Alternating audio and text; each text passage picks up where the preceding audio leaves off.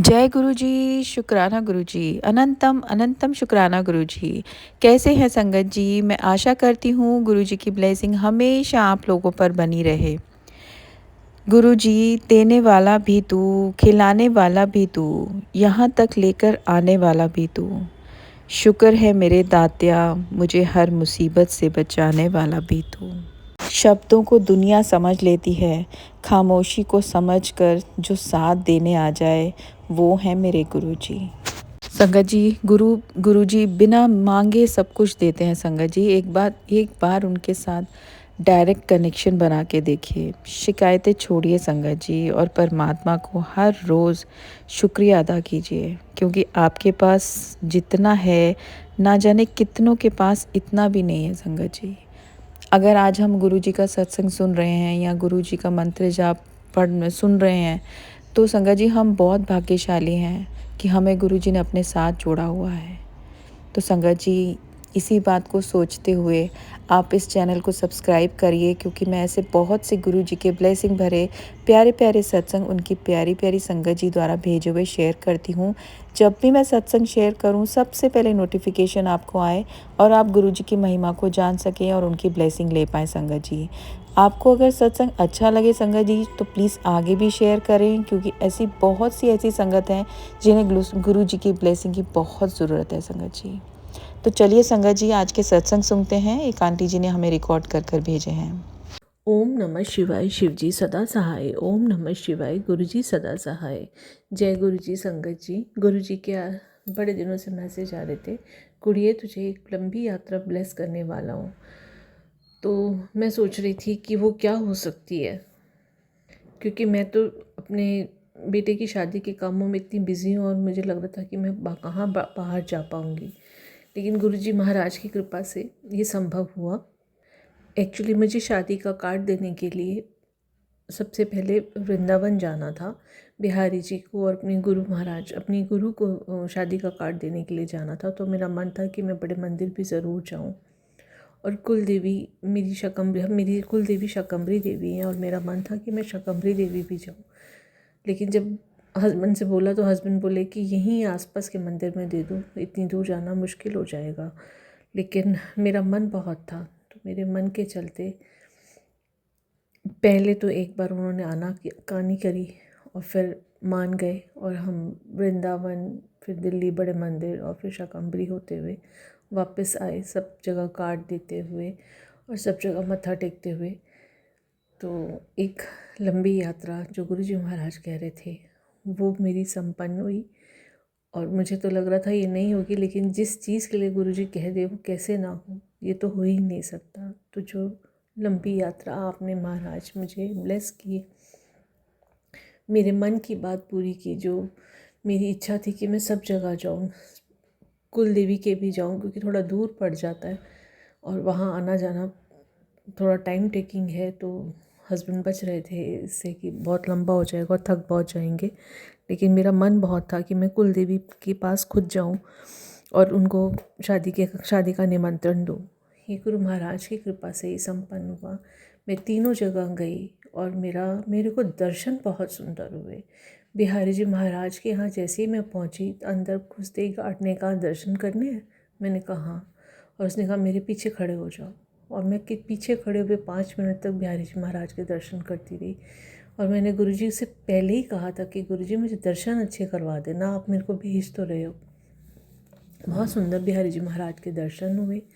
फिर वहाँ से जब मैं बड़े मंदिर पहुँची, तो बड़े मंदिर में भी अंदर जाकर बैठने को अच्छे से 5-7 मिनट बैठने को मिला। मंत्र जाप किया, गुरु जी के पास ही बहुत देर तक बैठने को मिला। वहाँ पे भी मन बड़ा संतुष्ट हुआ कि गुरु जी ने अपने पास बिठाया थोड़ी देर तक। और फिर जब मैं शाकंभरी पहुँची तो वहाँ भी मुझे बहुत सुंदर दर्शन हुए। मतलब ऐसे लग रहा था कि माँ एक अलग ही रूप लेके विराजमान है आज, और मेरी माँ से नज़र नहीं हट रही थी। बहुत सुंदर दर्शन मुझे भगवान ने, गुरुजी महाराज ने वहाँ भी करवाए। तो इतने सुंदर दर्शनों के लिए और मेरी मनोकामना पूर्ण करने के लिए कि मैं सब जगह जाना चाहती थी, गुरुजी आपका कोटि कोटि धन्यवाद, बारंबार धन्यवाद, बारंबार शुक्राना मेरे महाराज, अनंत कोटि शुक्राना इतने सुंदर दर्शन कराने के लिए। और मेरी इच्छा पूर्ति करने के लिए। जय गुरु जी, शुक्राना गुरु जी, अनंतम अनंतम शुक्राना मेरे गुरु महाराज का। ओम नमः शिवाय, शिव जी सदा सहाय। ओम नमः शिवाय, गुरु जी सदा सहाय। चलिए संगत जी अब अगला सत्संग सुनते हैं। ओम नमः शिवाय, शिव जी सदा सहाय। ओम नमः शिवाय, गुरु जी सदा सहाय। गुरु जी के चरणों में मेरा कोटि कोटि प्रणाम। जय गुरु जी। संगत जी, मेरे बेटे की शादी इसी महीने है और सारी तैयारियां लगभग पूरी हो चुकी हैं। लेकिन गुरु जी के चरणों में मेरा एक शुक्राना ये है कि मेरी तबीयत इतनी ख़राब रहती थी कि मैं अपने घर का काम ही नहीं कर पाती थी, और अब मैं इतना काम कर रही हूँ। कैसे कर रही हूँ मुझे नहीं पता, पर मुझे इतना पता है कि सब मेरे गुरु महाराज करवा रहे हैं। मेरा एक एक काम गुरु जी ने करवाया। मैं जब भी बाज़ार जाती थी मैं गुरु जी को बोल कर जाती थी, गुरु जी आज ये वाले काम करने हैं, ये काम करने हैं, आप करवा देना। और संगत जी, कोई काम ऐसा नहीं होता था जो रुकता था। हर काम मैं पूरा करके आती थी। शायद जो काम किसी के 10 चक्कर में होते होंगे ना, तो वो मेरा एक ही बार बाज़ार जाने पे हो जाता था। मेरी तैयारियाँ इतनी जल्दी गुरुजी ने करवाई हैं कि मैं खुद भी हैरान हूँ कि मैंने इतना काम कैसे कर लिया, क्योंकि मैं तो अपना ही काम कर लूँ बहुत बड़ी बात है। ये सब मेरे गुरु महाराज की कृपा से संभव है। मेरे को नहीं पता कि गुरुजी ने मेरे में ऐसी कौन सी एनर्जी भरी है जिससे मैं सारे काम कर पा रही हूँ। ऐसे लगता था मुझे तो समझ भी नहीं है मैं कैसे काम करूँगी, लेकिन मेरे सारे कार्य गुरु महाराज खुद करवा रहे हैं। और महाराज के मैसेज भी ऐसे ही आते हैं, तू क्यों फिक्र करती है, मैं बैठा ना, सारे काम तो मैं ही देखने ने। इतने लोग हैं अड़चने लगाने वाले घर परिवार के, कि जो चाहते हैं कि सब काम सुख से ना निपटे, लेकिन उन सब को भी किनारे लगा देते हैं। पता नहीं कैसे करते हैं गुरुजी। सारे लोग ऐसे किनारे लगाते हैं, जो भी आता है बीच में अड़चने डालने, गुरुजी पहले ही बता देते हैं ये होने वाला है। और वो सारी अड़चने पता नहीं गुरुजी कैसे निकाल देते हैं उन सारी अड़चनों से, और फिर सारे मेरे काम करवा देते हैं। मेरे में समर्थ नहीं थी इतनी शादी की इतनी तैयारियां करने, इतने काम करने, लेकिन जितने भी मैंने काम किए हैं सब गुरुजी की कृपा से किए हैं। गुरुजी, आपके चरणों में मेरा कोटि कोटि प्रणाम और बारंबार शुक्राना, अनंत कोटि शुक्राना महाराज, जो सारा कारज आपने संभाला हुआ है। मैंने नहीं किया, जो किया वो आपने किया। मेरी तो समर्थ भी नहीं थी, ना पैसे से, ना शरीर से, ना मन से। मैं किसी तरह से भी समर्थ नहीं थी कि मैं इतना काम कर सकूं। इसलिए जो भी किया है वो आपने किया है, और उन सब कामों के लिए मैं तहे दिल से आपका बार बार शुक्राना करती हूँ गुरुजी, बार बार शुक्राना करती हूँ मेरे गुरुपा। अनंत कोटि शुक्राना मेरे गुरु महाराज का। ओम नमः शिवाय, शिव जी सदा सहाय। ओम नमः शिवाय, गुरु जी सदा सहाय। जय गुरु जी। संगत जी, अब अगला सत्संग। जय गुरु जी। संगत जी, ओम नमः शिवाय, शिव जी सदा सहाय। ओम नमः शिवाय, गुरु जी सदा सहाय। गुरु जी के चरणों में मेरा कोटि कोटि प्रणाम। गुरु जी से जुड़े हुए मुझे 2 साल होने वाले हैं, और गुरु जी ने पिछले 1 साल से मेरे बच्चे को बहुत ब्लेस कर रहे हैं।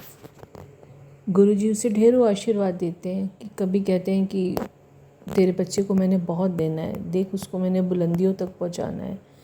इस तरह से गुरु जी 1 साल से बहुत उसको आशीर्वाद दे रहे हैं, और आज अब वो आशीर्वाद फलने लग गए हैं। गुरु जी की कृपा से मेरे बच्चे का काम धंधा अब पहले से अच्छा हो गया। शुरू में तो उसने अपने फादर के बिज़नेस को ज्वाइन किया, लेकिन मन नहीं लगा तो उसने फिर अपने एक फ्रेंड के बिज़नेस को ज्वाइन किया। तो साल भर होने के बाद अब उसको 2 साल हो जाएंगे वहाँ पर भी उसको, और पहले उसने काम सीखा और फिर अब थोड़ा सा बिज़नेस में इम्प्रूवमेंट है। प्लस उसको वहाँ पर पार्टनरशिप, पहले तो वो जॉब में ही था उसके अंडर, और अब उसको पार्टनरशिप भी मिल गई है। ये सब गुरुजी महाराज की कृपा से हुआ है।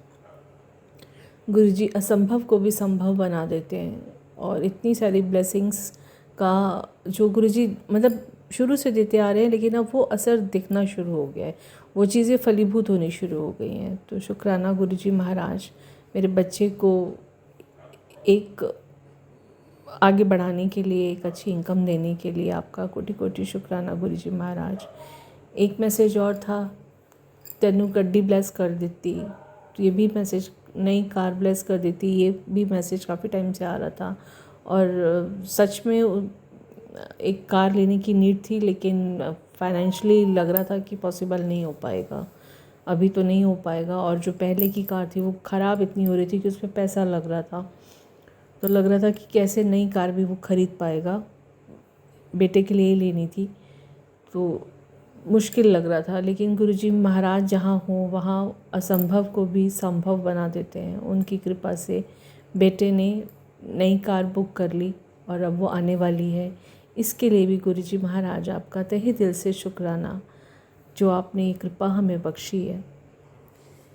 एक गुरुजी ने धार्मिक यात्रा ब्लेस की थी, उसका भी शुक्राना।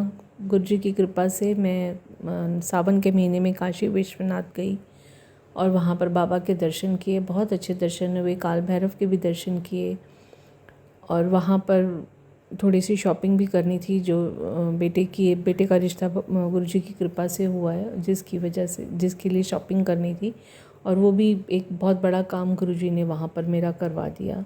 तो उसके लिए भी बहुत सारा शुक्राना गुरुजी महाराज के मैसेज आ रहे थे कि कुड़िए हुन तेरी मौजें ही मौजें ते तू रोज़ शुक्राना करेंगी, हुन तेरी ऐश ही ऐश है। तो सच में मैं गुरुजी से कहती थी कि गुरुजी ऐसा क्या करने वाले हो कि मुझे रोज़ मैं आपका शुक्राना करूँगी। लेकिन अब मुझे लगता है कि हाँ, वाकई गुरुजी महाराज जब कृपा करते हैं तो अनंत कृपा करते हैं, और सच में रोज़ शुक्राना करने का मन करता है। और अनंतम शुक्राना मेरे महाराज, जो भी आप कृपा मुझ पर करते हैं उसके लिए आपके श्री चरणों में कोटि कोटि प्रणाम। ओम नमः शिवाय, शिव जी सदा सहाय। ओम नमः शिवाय, गुरु जी सदा सहाय।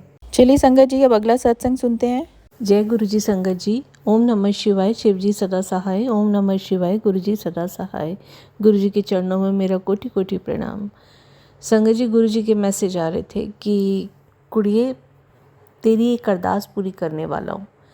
तो मैं सोचती थी कि कौन सी अरदास गुरु जी, मैंने तो इधर कोई अरदास भी नहीं की है, पर फिर भी बार बार गुरुजी के यही मैसेज आते, तेरी एक बड़ी पुरानी अरदास मैं पूरी करने वाला हूँ। और वो अरदास गुरुजी महाराज ने मेरी कौन सी पूरी की, मैं आपको बताती हूँ। संगत जी, हम 4 सिस्टर्स और एक भाई हैं मेरा छोटा, और मेरी बड़ी सिस्टर की डेथ हो चुकी है, 25 साल हो गए हैं। जब दीदी की डेथ हुई थी तो वो 32-33 साल की थी और उसका 5 साल का एक बेटा था। तो हमारे लिए वो बड़ा दुखद समय था। लेकिन दीदी का ससुराल के लोग उतने अच्छे नहीं थे, और जब दीदी की अर्थी अभी उठी भी नहीं थी, बच्चा हमारी गोद में था, हम लोग रो रहे थे, तो दीदी की जेठानी बोल रही थी कि बेटे से कि तू चिंता ना कर, तेरी मम्मी हमने ढूंढ ली है। तो हमें बड़ा शॉक्ड हम थे कि जैसे ये लोग बिल्कुल तैयार थे कि ये जाएगी और हम दूसरी वाइफ ले आएंगे जीजा जी के लिए। और क्योंकि मेरी दीदी को कैंसर था, तो जैसे उन लोगों ने पूरी तैयारी कर रखी थी दूसरी शादी करने की पहले से ही। तो हम लोग बहुत शौक थे। खैर, उन्होंने 2 महीने में दूसरी शादी भी कर दी थी जीजा जी की। मेरे जीजा जी बहुत अच्छे थे। दूसरी शादी कर दी, कुछ टाइम तक तो वो हमसे आकर बच्चे को मिलवाते रहे, आते रहे बीच बीच में। लेकिन धीरे धीरे उनकी सेकंड वाइफ ने हमें मिलने से मना कर दिया, कि हमें भी कह दिया कि अब आप लोग मत आया करिए। और ख़ुद भी उसने आने से जीजा जी को मना कर दिया। तो धीरे धीरे करते करते बच्चा हमसे दूर हो गया, और हम उस बच्चे के लिए तरसते थे, क्योंकि वो हमारे घर का बड़ा बच्चा था और हम तरसते थे उसको देखने के लिए, और दीदी का इकलौता बच्चा था।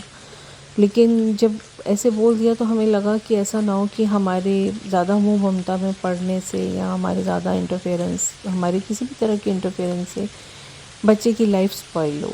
ऐसा ना हो वो बच्चे के साथ व्यवहार ख़राब करें। तो हम बच्चे से एक दूरी बना ली थी। लेकिन हाँ, ये था कि हमें बच्चे के बारे में पता लगता रहता था कि बच्चा क्या कर रहा है। लेकिन वो हमसे नहीं मिलने देती थी। बच्चा बड़ा हुआ, उसकी शादी भी कर दी, और शादी के 15-20 दिन बाद जीजा जी की डेथ हो गई। फिर हमें पता चला कि वो तब भी ये कोशिश करते रहे कि हम में से कोई भी वहाँ पे ना पहुँचे। हमें खबर ही नहीं मिली। हमें बाद में खबर मिली कि जीजा जी नहीं रहे। उसके बाद हमें एक बार खबर मिली कि बच्चे का डाइवोर्स हो गया, और फिर हमें कुछ टाइम बाद फिर खबर मिली कि उसकी दूसरी शादी भी हो गई है। तो हम बड़े मन हमारा बड़ा ख़राब होता था और हमें लगता था कि अब तो क्या ही हम उससे मिलेंगे। अच्छा, इधर में हम लोग एक तो अपनी बहन खो चुके थे, ऊपर से बच्चा भी दूर हो चुका था। तो मैं हमेशा अपने ठाकुर जी से प्रार्थना करती थी कि ठाकुर जी, कभी तो बच्चा हमारे पास आएगा अपनी माँ को ढूंढता हुआ, क्योंकि तब वो बहुत छोटा था, 5 ही साल का था।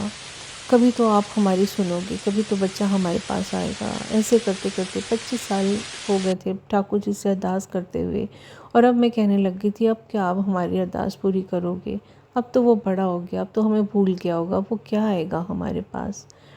लेकिन पीछे एक दिन उसी की फैमिली में किसी ने फ़ोटोज़ डाली और वो हमें अप्रोच करना चाहते थे कि हम बच्चे से आकर मिले, बच्चे से मिले। तो हम लोगों ने उसका नंबर वगैरह देखा, पूछा और उस बच्चे से हमने कांटेक्ट किया। तो बच्चा ने हमें बताया कि मासी, हम लोग, मैं मतलब जो उसकी स्टेप मदर थी, उसने उसको घर से निकाल लिया, उससे रिलेशन ख़त्म कर लिया। तो अब उसने बताया कि मेरा अब उनसे कोई रिलेशन नहीं है, मैं सेपरेट हो चुका हूँ। तो हमको एक बार को तो फ़िक्र हुआ कि पता चला कि भी पता नहीं इससे सब कुछ छीन लिया है, इसको कुछ मिला है कि नहीं मिला है। लेकिन उसने बोला कि नहीं, पापा का बिज़नेस मेरे पास है, उनके पास अपना सेपरेट अलग काम है और मैं अब अलग हूँ, अब मेरा उन लोगों से कोई रिश्ता नहीं है। और उसकी स्टेप मदर ने उस बच्चे का अब जो अपने बाकी की फैमिली थी, दाद का फैमिली थी, उससे भी रिलेशन उसने पहले ही ख़त्म कर लिया था। तो उस बच्चे के पास करंट उसमें ना दाद का था, उसके पास ना नान का था, कोई भी नहीं था। और जब उसी के दाद के फैमिली में से किसी ने हमें फ़ोटो सेंड की कि भाई आप अपने बच्चे को मिलो, तो फिर हम लोगों ने जब उसे अप्रोच किया तो हमें वो अपना बच्चा मिला। तो अब वो हमसे पूछता है कि मम्मी की फ़ोटो कहाँ है, मम्मी की फ़ोटो भेजो, मम्मी कैसी थी। तो अब हम बहुत खुश होते हैं कि ठाकुर जी को मैं कहती हूँ कि आपने मेरी वो अरदास पूरी कर दी जो मैं इतने सालों से आपसे कर रही थी कि हमारा बच्चा हमारा करके आपने इतने सालों के बाद हमें हमारी झोली में डाल दिया। और गुरु जी महाराज यही मैसेज दे रहे थे कि तेरी एक अरदास पूरी होने वाली है। तब मुझे जब बच्चा हमें मिला, तब मुझे समझ में आया कि कौन सी अरदास थी जो महाराज ने पूरी की है। शुक्राना गुरु जी महाराज, अनंतम अनंतम शुक्राना। कितना भी दिल की गहराइयों से मैं शुक्राना करूँगी आपका, वो कम पड़ जाएगा जो आपने हमें बख्शा है। ये खुशी में हमारे लिए बहुत बड़ी थी, क्योंकि हम उसे बहुत मिस करते थे। वो हमारे घर का बड़ा बच्चा था और सबसे पहला बच्चा भी था जो हमसे दूर कर दिया गया। और अब वो बच्चा वापस गुरु जी महाराज की कृपा से हमारे पास फिर से आ गया है। शुक्राना गुरु महाराज, कोटि कोटि शुक्राना आपका, अनंतम शुक्राना। ओम नमः शिवाय, शिव जी सदा सहाय। ओम नमः शिवाय, गुरु जी सदा सहाय। चलिए संगत जी, अब अगला सत्संग सुनते हैं। जय गुरु जी। ओम नमः शिवाय, शिव जी सदा सहाय। ओम नमः शिवाय, गुरु जी सदा सहाय। गुरु जी के चरणों में मेरा कोटि कोटि प्रणाम। संगत जी, गुरु जी की कृपा से मेरे बेटे का रिश्ता हुआ और अब शादी 2-3 महीने के अंतराल में होने वाली है, तो उसकी शादी की तैयारियां चल रही हैं। गुरु जी के मैसेज आते हैं, कुड़िए तू फिक्र नहीं करनी, सब चंगा होएगा, सारी तैयारियां मैं ही करनी है ने, तो तू फिक्र नहीं करनी। और जब गुरु जी का ये मैसेज आता है तो मन को बड़ी तसल्ली होती है कि महाराज हैं, सब देख लेंगे आप। पर क्या होता है ना कि हम कितना भी सब्र करके शांत बैठकर और खुश मन से बैठे हों, लेकिन आपके घर परिवार के लोग, ससुराल वाले आते हैं और उसमें कंकड़ डाल के चले जाते हैं कि आप पूरी तरह से हिल जाते हो। अब शादी की तैयारियां हो रही हैं और ससुराल वालों को लगता है कि हम बीच में घुसें और इनके खेल बिगाड़ें, और वो अपने काम में लगे हुए हैं, कर भी रहे हैं। और इसीलिए गुरुजी बार बार ब्लेस करते हैं। जहाँ चिंता होती है, गुरुजी से जब कहो कि गुरुजी आज ये हो गया, आज ये हो गया, तो गुरुजी कहते हैं तो फिक्र ना कर। संगत जी, मेरे यहाँ मेरी मामी सास हैं जिनको लगता है कि सब कुछ मैं घर की बड़ी बन जाऊँ और सब कुछ मेरे कंट्रोल में हो, मेरे हिसाब से हो। और वो मुझे बिल्कुल पीछे करना चाहती हैं कि इसको तो मैं बिल्कुल किनारे कर दूँगी और मैं सारी चीज़ें अपने आप से मैनेज करूँगी। तो वो यही कोशिशों में लगी हुई है कि तैयारियों में भी और शादी के टाइम पर भी सिर्फ मैं ही होंगी। तो उनकी इंटेंशन मुझे समझ में आ रही है, लेकिन मेरे हस्बैंड को नहीं समझ में आ रही है, क्योंकि उनके ऊपर तो वशीकरण है। वो जैसे वो कहती हैं मेरे हस्बैंड वैसे ही करते हैं, और इसी बात को, इन्हीं सब चीज़ों को लेकर मेरे और उनके बीच में अक्सर लड़ाई हो जाती है, क्योंकि मुझे पता है कि उन लोगों की इंटेंशंस अच्छी नहीं है। मैं चाहती हूँ कि जैसे मेरी ज़िंदगी इन लोगों ने मैरिड लाइफ को डिस्टर्ब किया हुआ है, मैं नहीं चाहती कि मेरे बच्चे की मैरिड लाइफ को भी ये लोग डिस्टर्ब करें। तो मैं एक दूरी बना के रखना चाहती हूँ, लेकिन वो लोग बीच बीच में बार बार घुसते हैं, कूदना चाहते हैं कि जैसे हम चाहें वैसे काम करवाएं, इसके काम हम इसके हिसाब से निपटने नहीं देंगे। तो इसी चक्कर में बार बार लड़ाइयाँ हो जाती हैं हम लोगों के बीच में और काम रुक जाते हैं। तो मैं कई बार क्या होता है कि बहुत परेशान होती हूँ, तो गुरुजी से प्रार्थना करके सोती हूँ, और जब मैं सोकर उठती हूँ तो मैं कुछ बोलती हुई उठती हूँ। मेरे को ये लगता है कि अरे ये मैंने क्या बोला। एक बार मैं सोकर उठी, प्रार्थना करके सोई थी, परेशान ही थी, तो प्रार्थना करके सोई, तो मैं उठी तो मैं बोल रही थी कोई पागल हो जाएगा। तो मैंने कहा अरे कौन पागल हो जाएगा, ये क्या मैं बोलती हुई उठ रही हूँ।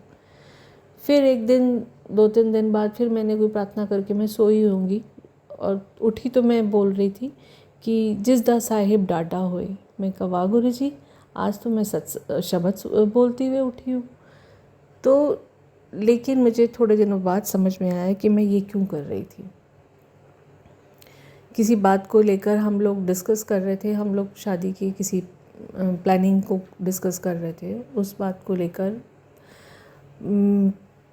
झगड़ा हुआ। झगड़ा क्या हुआ, मेनली ये लोग कोशिश करते हैं कि मेरे को बिल्कुल बेइज्जत करने की, कि भाई तुझे कुछ नहीं आता है, तू साइड हो जा और सारे काम हम खुद कर लेंगे और तेरे को कोई ज़रूरत नहीं है बोलने की। तो मैंने बोला कि मुझे मालूम है कि कौन सा काम कैसे करना है, कहाँ से करना है, मैं कर लूँगी, मुझे नहीं नीड है किसी की भी।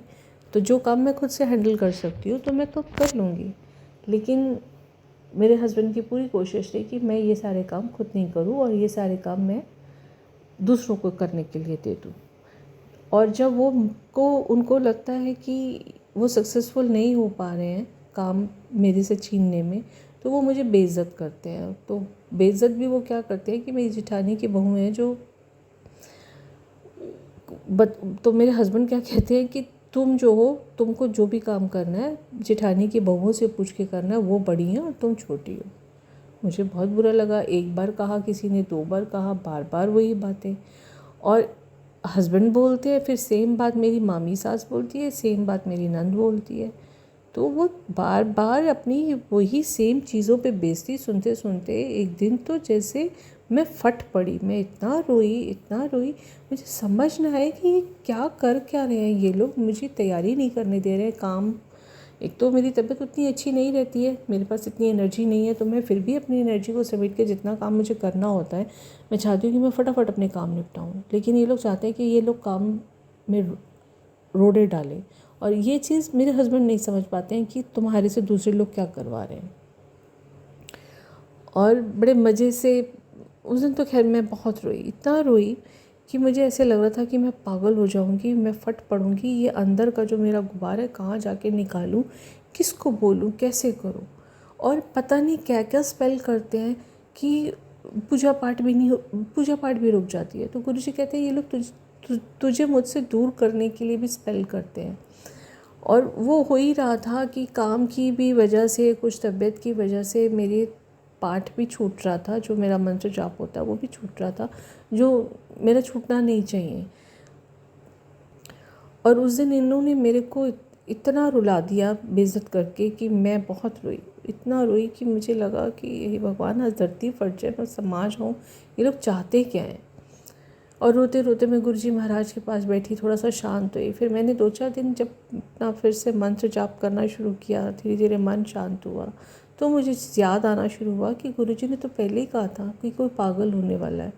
और वाकई में पागल होने वाली थी ये लोग। मुझे गुरुजी को तो पता ही होगा कि ये लोग मेरे साथ क्या करने वाले हैं।